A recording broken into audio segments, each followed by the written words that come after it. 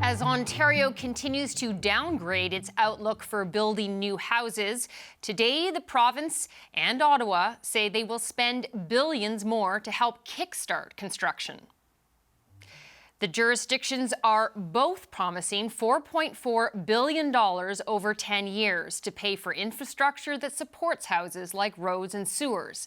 Cities usually charge development fees to housing builders to pay for that infrastructure, but Ottawa and Ontario say their money can help cut those fees by up to half over the next 3 years and convince developers to build more homes. That money adds to Ottawa and Ontario's deal to remove the HST on new homes for a year, saving buyers as much as $130,000 on homes priced up to $1.5 million.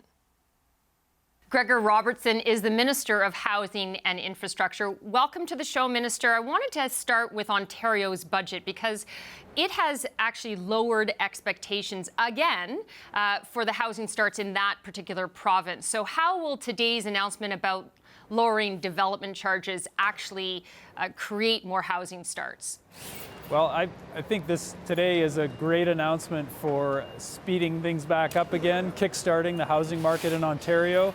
The Ontario government is matching the government of Canada, investing in infrastructure that will reduce the cost of home building and bring down the development charges. That combined with the GST and HST break that we announced last week is up to $200,000 off a new home, which is a very significant boost for those who are looking at buying a new home and getting the market going again, which is good for the Canadian economy right now, but obviously we need the housing as well. And the infrastructure, the public transit that goes with it, all of it is a great package right now for Canada and Ontario.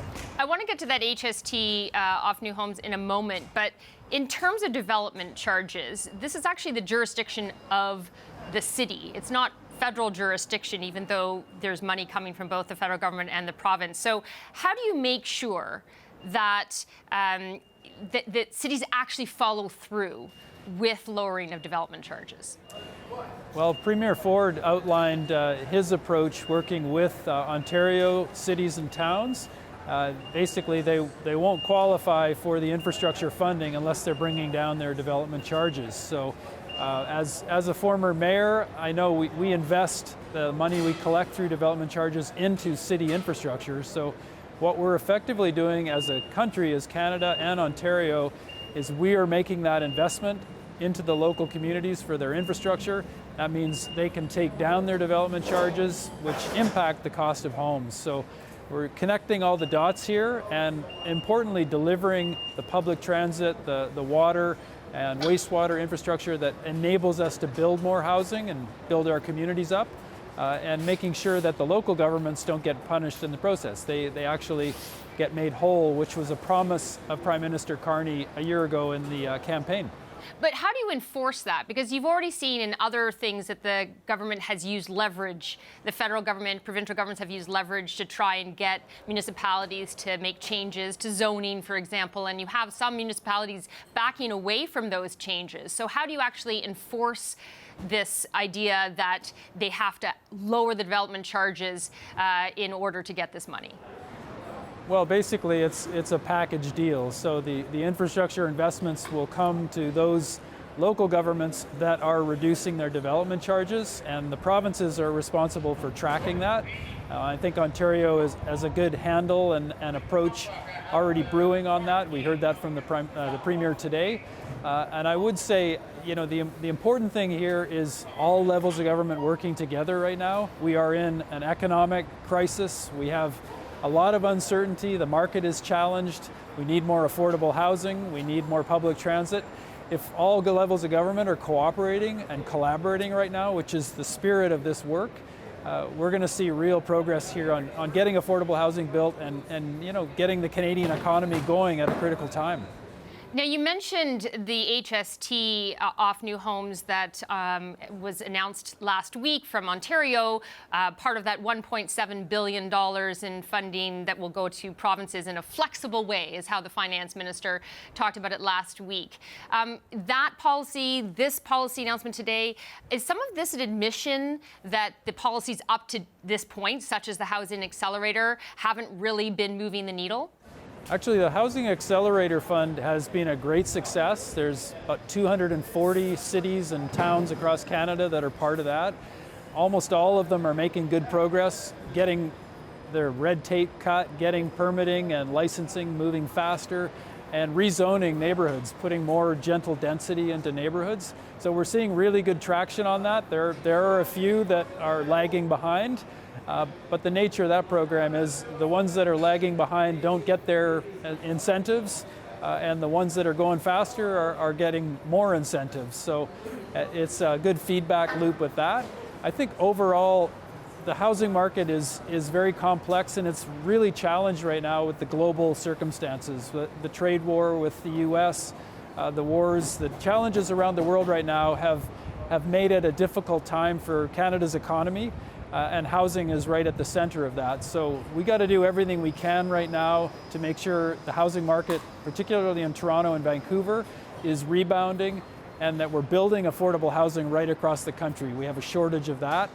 So I think right now is a time to invest in our country. Our Prime Minister said this. We have to invest to get the Canadian economy going, and where better to start than housing and infrastructure. Now, in terms of whether we're talking about development charges or we're talking about HST coming off new builds, how do you make sure that those savings for developers, for municipalities, but specifically for developers, are passed on to the consumer so that when you're talking about affordable housing, it is actually cheaper for consumers to buy a home? Yeah, that's a really good point. And this is where we will be watching the market very closely. I think the nature of the business is it's very competitive, and buyers are going to be looking at that. Who's bringing down their costs? When the governments of Canada, Ontario, and local governments are all contributing like this to bring down the costs, we want to see that on the market prices. So we'll be tracking that. I think consumers, first and foremost, will be looking to see where those reductions are. That's where they will be doing their buying. People are going to look for the best buys, and that will, in effect, make sure that the developers are delivering and flowing through the cost savings that they're going to have now from these programs. Now, the opposition, particularly the Conservatives, have criticized your government for creating more bureaucracy and having lots of announcements, but not actually seeing the results, particularly in housing. And when you look at Ontario's numbers, for example, and what really got exposed in the budget is that things have not been at the level that they'd like. What do you say to that criticism that seems to be bolstered when we see numbers like that in the Ontario budget, that you're not seeing the results that all these announcements and programs are supposed to be leading to? Well, we are seeing good results across the country right now. Last year was how do you account for Ontario's and completions? How do you account for Ontario's numbers then, as an example, if we're seeing great results? The Ontario market is challenged. It has the deepest challenge in the country, and it's the largest single housing market in the GTA. That's part of what we're tackling here today, and across the country, though, we're seeing lots of good performing markets as well. Alberta's done really well. Quebec has been strong. Nova Scotia. So it's a mix. It's a complex market across Canada. Overall, we're doing quite well, and we want to do better. We're just getting started with the affordable housing Build Canada Homes approach that is going to see partnerships with the private sector, community builders. It's going to have all levels of government.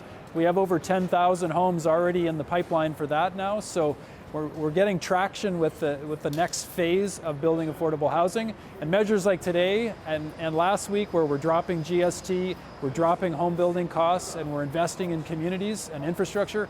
These are the things that are going to really prime the pump and I think get the housing market going to the next level. Now, your government has also talked about how goals are important. Can you give us a sense, number-wise, what the goal is for Build Canada Homes, for example, in terms of numbers? What is the goal for how many homes you want to see built in what period of time? Yeah, so with Build Canada Homes, it's just launched a few months ago. There's a $13 billion envelope in the budget for Build Canada Homes to deploy coming out of the gate.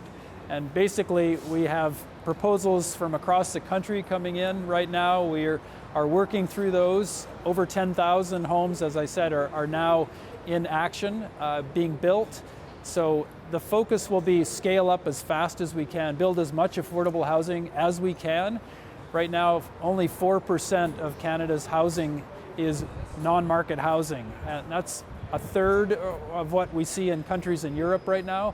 So we know we have a huge goal here. We need to build millions of homes across Canada in these years to come to make up that gap on affordability.